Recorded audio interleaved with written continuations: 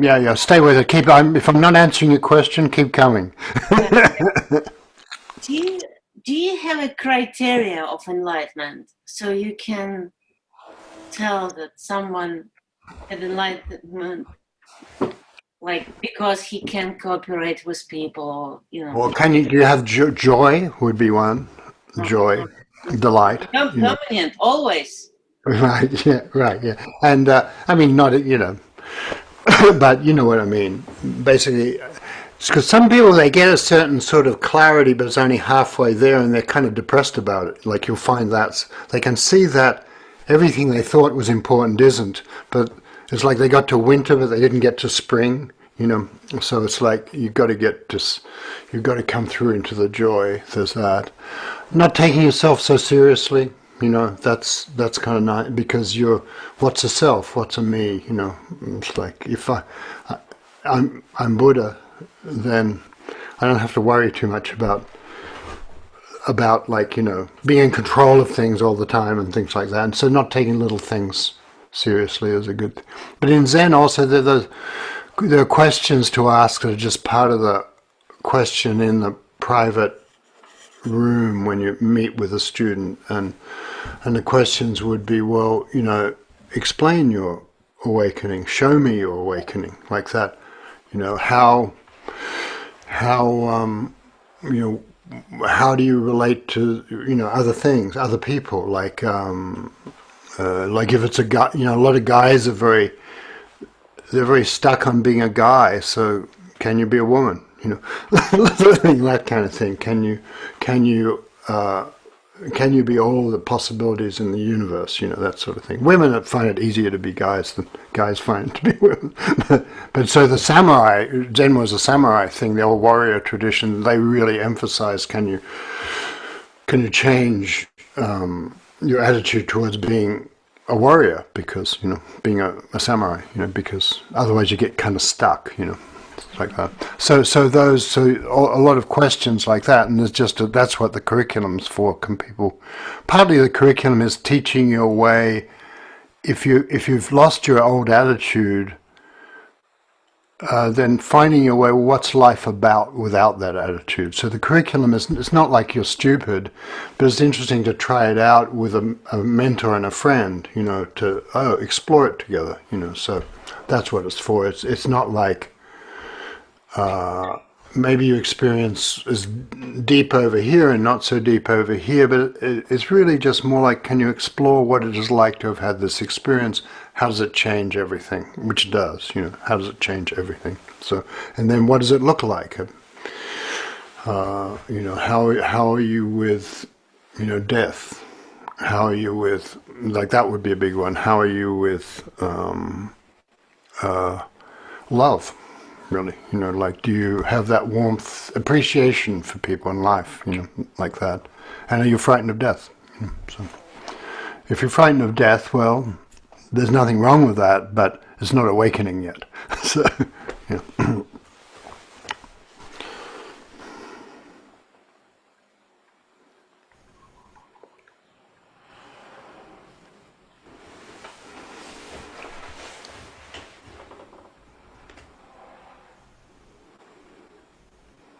What would be the awakening? Well, here we are talking together. It's in anything. It's in the simplest things. Have tea together. Have coffee together. Like enjoy each other's company. Even on Zoom right now. It's like it's like it's like here. It's always here. It's not over there. That's another way you can tell. Like, is it here? Does the person have it right now? Oh, something happened. Yeah. You stopped for a moment.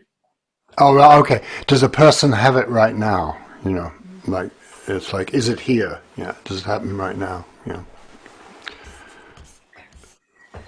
Okay, let's go again to the five ranks. Yeah, yeah. And my question is kind of, so if the awakening is like a gate or like something which I can totally change, why is five stages? So Yeah. what Right. it really means? Well, a lot of teachers would say it's not, but if it helps people to talk about 5 stages, well, fair enough. So it's not like that teacher who Dongshan, the teacher is his name, Mount Dong. He was he liked that kind of stuff. But he didn't. He wrote a lot of things, and often he had different stages. There's another. He has a different number of stages. There's a second 5 stages. He has Second like 5 stages? yeah. The first 5 were appearances and reality, right? So and good, and so that's like. And the first one's just, you can tell it's how it feels when you're not really there, but you're starting to feel like you're on the path, like I know you probably had that. I remember I was really I could tell I didn't know what I was doing, but I could tell that I was in some way being carried on the path, and then I would run into people who were helpful to me, and either I was able to be helped or I just the universe arranged it different. The universe felt more friendly and welcoming, and so I ran into these Tibetan people, things like that, and which was very unusual for me to do that. I mean, there were 2 Tibetans visited Australia for a couple of months at a time. Like that was all you had in Australia for teaching, So and things like that, or I would run into some Aboriginal person who was very helpful and invited me to stay with them and teach me things like that. And so there's a way in which the universe starts to look after you. And so that's the first stage. But you don't really recognize a face from long ago, it says, so it's your own true face, it's the face of the universe, like that. But then the next one is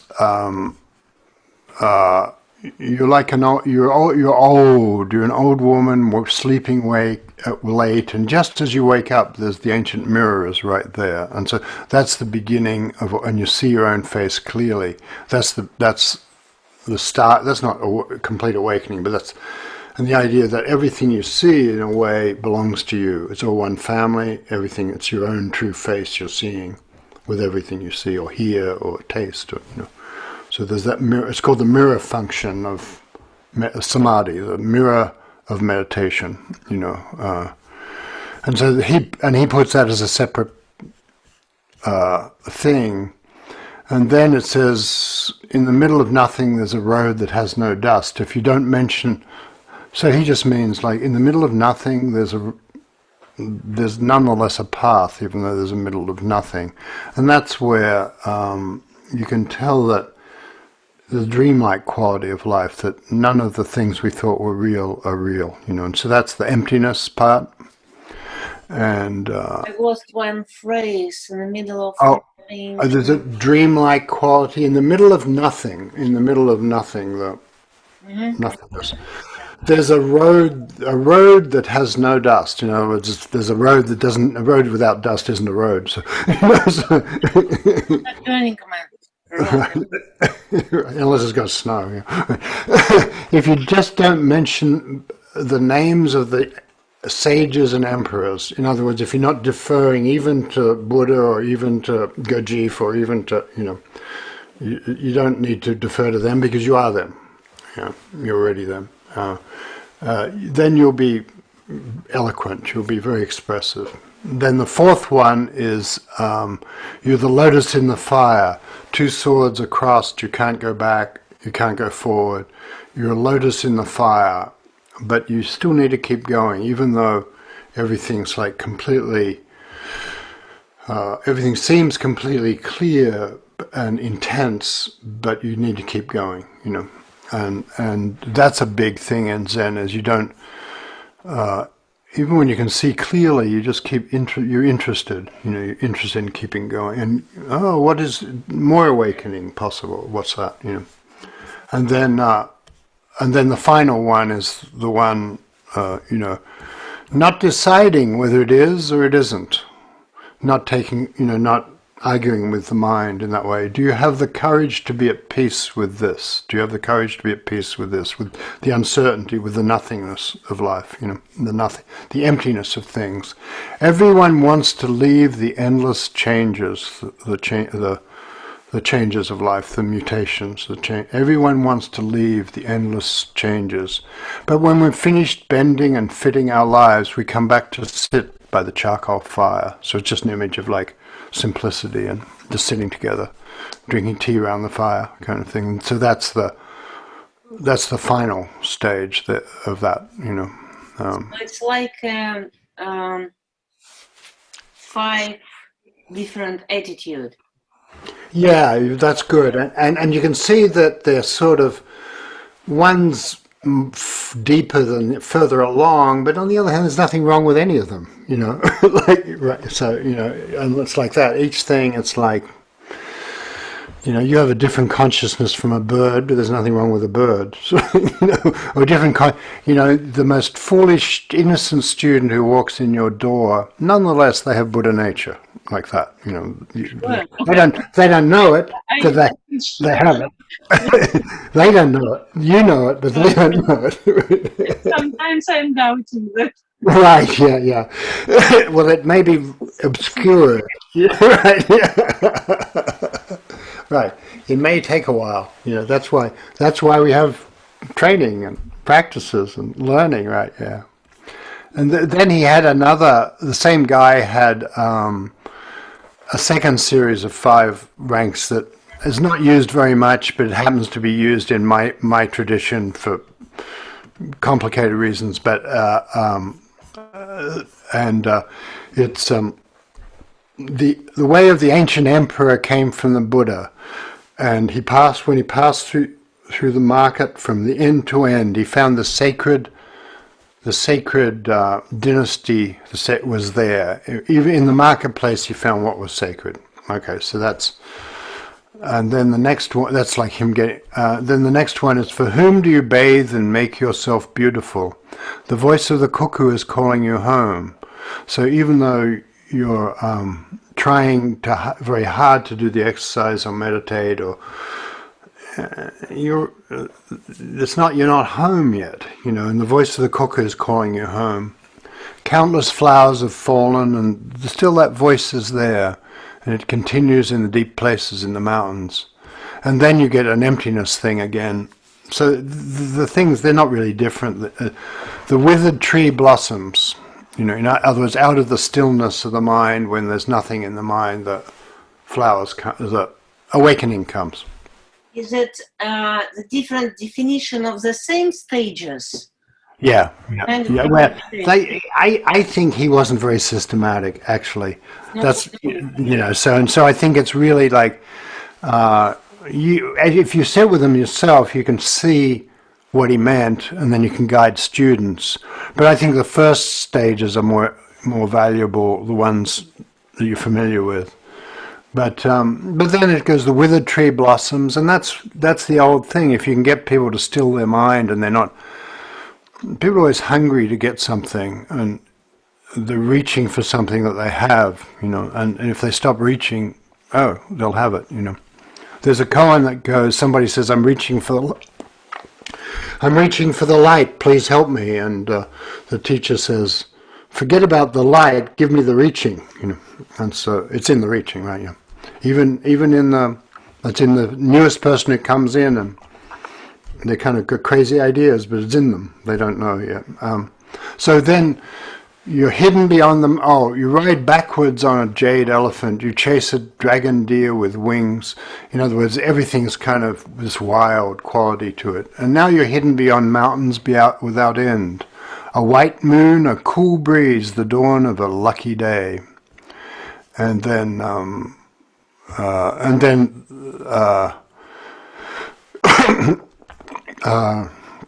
ordinary beings and Buddhas are separate. Mountains are high, waters are deep. So it's like that's the separation, the differences in things. And so then the partridges sing and the birds sing, flowers are in bloom. But then, but that's then the next one is you can't bear the thoughts that come in anymore into your mind. You don't get stuck to your thoughts. It's like growing horns on your head. If you think, I'll look for Buddha, you don't need to. In the era of emptiness, the view is clear, there's no one to see, you're not looking for anything anymore. So that's the second series of 5 ranks. I can send them to you if you want, but I want, yes. okay, but it's not, you can tell. And also, teachers are always trying to answer the problems that their students brought up. So it's always like, and I'm sure you've noticed, like, if you're trying to go beyond Gurdjieff, that's good, but it's also Gurdjieff had to teach to his time and his people, the people who came to him, and you've got to teach to the people who came to you. So if you're going to be Gurdjieff, you've got to be Tatiana, so, right? And that's a Zen thing is if you don't surpass your teacher, the Dharma will die. So it's not like your teacher is an idiot. It's just that things have changed. So. Yeah, so. Did you surpass your teaching to someone? Yeah, I think so. Yeah, absolutely. Yeah, and it's expected in Zen. It's like it's expected that you'll take it somewhere. Make your own contribution. Yeah, and I can tell you think that, you care about that. Yeah, so otherwise it dies. Otherwise it becomes. Well, that's it gets tighter and tighter, and Zen is like that too, actually, because the monasteries get tighter and more perfect, and then some genius comes along and disrupts it all, and then they get tighter and tighter and tighter and more perfect, and then another one comes along. So you get that sort of tradition in Zen. Do you have a formal teaching which you will surpass, or is it just you will check the enlightenment if someone will come and ask you for being you? Well, what everybody's got to make up their own mind about that, but what I notice is that the ancient teachers were pretty smart and they kind of got it, but then they had to express it how they did, and we've got to express it how we did. So it's really there's a thing in Zen that how you express it is important, because that's for your time and to your people, And it's not like you've really, in a way, you can tell, the deeper I go in, I can tell, there's this feeling of meeting them and seeing with their eyes, but I see the world I'm in, I don't see the world, I see the world with buildings and planes and things like that. It's a different. But it's still fundamentally the same world. So I think you'll see whatever the ancient masters you see with their eyes. You're not just walking hand in hand with them. You're seeing with their eyes. And you can feel that. You just see my eyes and. Right. Yeah. I think you do a really interesting exercise that I don't know anything about. I'd like to hear about what kind of exercise you offer people. We just do this really simple, old-fashioned thing. We sit them down, say, "Shut up and sit still," and do that for 7 days, and work on this koan. And no, back to the koan. No, shut up and sit still. And so it's like it was pretty old-fashioned, and but it works in the way it works. They're more complicated. But you can tell there's different ways to do the same project, really, a fundamentally similar project. So yeah. So One question about koan. yeah. How will you define koan? That's a good question. The definition means a public example of a dialogue about awakening. That's what it means. It's like a law case, a public example, that's sort of, but really it's a kind, and it is that, and usually it's a kind of, but it's also a bit like a story that, a master might tell that shifts your mind without asking for consent. It starts to shift if you start hanging out with a koan, or you let it into your heart. And so koans can be used in different ways. Some of them are used just as concentration devices, like you just repeat it to yourself, as a concentration, and that stills the mind gradually, and then your mind is not in the way of what's always here. The universe will then start holding you, and out of the silence, that's the image of the flowers come from the withered tree, like that. The mind just gets really still, and then the flowers come. So some koans do that, but other koans are more, the story itself sort of starts to shift you. Nobody thinks, and some of them are really just teaching the. Some of them are telling you how to meditate. Some of them, so they're telling you all sorts of things, and some of them are just giving you an example of somebody who really got it wrong, but they don't necessarily. So people like take them very seriously and say, "But no, this is." You can tell this one's really dopey. so it was just their stories from the teaching life of the time. Yeah. I understood koan as I was thinking that koan is like some riddles or task problems which has no rational answer. Good. Yeah. And so you have to shift your attitude. You have to shift who you are to answer it. And so you can't answer it. You might be really good at physics or medicine or something, but you can't answer it without a shift in the heart and a shift in your attitude. Yeah, I think that's fundamental. And some of them help you with the shift, and some of them just describe what it'll look like when you're through the shift, and some of them will just torment you. So some of them just like try to annoy you, so annoy your mind. Making more wider. So it's not necessarily the problem, it could be just a story. Yeah, but it's a story that will change you if you stay with it. Necessarily without my intention. Yeah, because some of the stories will just say, well, somebody was just walking along meditating, they looked up and they saw peach blossoms and they had this big awakening experience, and their whole life they've been unhappy and now they're happy, And that just tells you in some way what might happen, but it's not really. Whereas another koan might be much stranger than that, and say,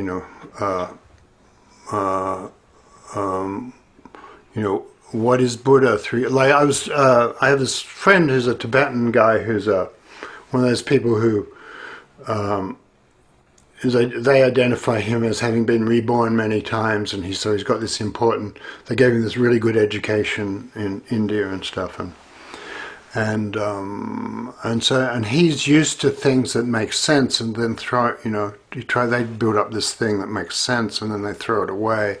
And so he said, "What is Buddha? 3 pounds of flax, 3 kilos of flax. What does that mean?" But I could tell it got him, because it's not about what 3 kilos of flax is, but if Buddha is 3 kilos of flax, then his idea about how you've got to be very careful with teaching and your mind and everything, it throws all that into question. It throws that up, because it's fine if you are very careful and teach well, but also there's this deeper reality where Buddha's in everything. It's in the mountains, it's in the death, it's in, and you're in everything, so. But I could say it's 5 letters. Yeah, that would be a question. What are the 5 letters? What are the 5 letters? Quick. It doesn't have to. D-D-A. Yeah. Well, but it could also be any 5 letters. Right. Well, I can tell you 5 sounds. Yeah, it could be that too. What are 5 sounds of Buddha? That would be it. So this is what if you're working with someone who's gone through awakening, they won't be frightened of that idea. They'll think, what are 5 letters? It could be A, B, C, D, E, or it could be something meaningful, love or Buddha or whatever it is. But that's not as interesting. In a way, any 5 letters will do, or any sounds will do, like the bird, the train, the car, the ambulance, whatever, because it's all the whole universe is always expressing it all the time. It's never not expressed. And then what you want to do with that, maybe you'll get, some people, get really strong psychic powers or things like that. But other people, I don't care. They just want to be free. So it's your style. It's like some people like to run marathons and other people don't. Some people do yoga and other people don't, or whatever. But some people, how the Dharma comes to you, and whether you can read people's minds or not, or things like that. That's not. That's all up to you. It's the thing. Right. But even to be free.